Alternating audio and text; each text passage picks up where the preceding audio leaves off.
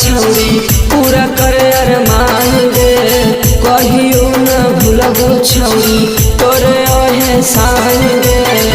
एक एगो सीटवा बेटिंग कराई के तो जो एक एगो सीटवा बेटिंग कराई के तो जो तोता जाइबे करबे बहिनी से अपन सेटिंग कराई के जो तोता जाइबे अपन बहिनी से सेटिंग कराई के जो।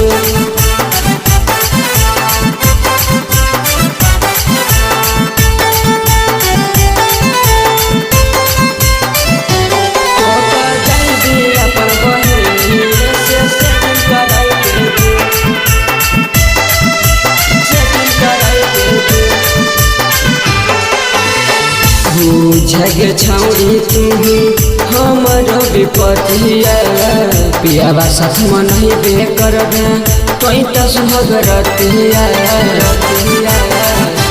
हाँ बुझगे छौरी हमर तो त विपतिया पियाबा साथ में नहीं बे करबे तोई त सुहगरतिया।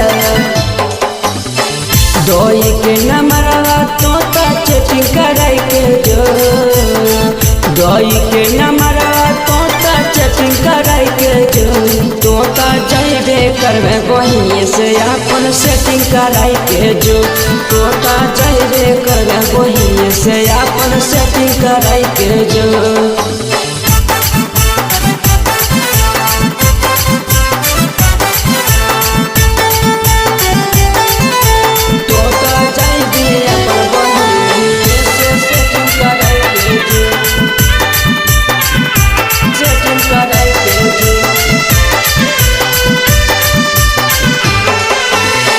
तोई तो होई गेली गे छौरी एकदम धोखेबाज गे जाहू के बेरिया में तो करके जो इलाज गे लाज गे।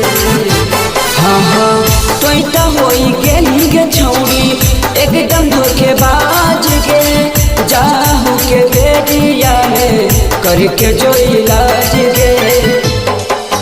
नंदन के दिल में फिर से कनेक्ट कराई के तो जो अभ्यास के दिल में फिर से कनेक्ट कराई के तो जो तोता जाइबे करबे बहिनी से अपन सेटिंग कराई के जो तोता जाइबे करबे बहिनी से अपन सेटिंग कराई के जो।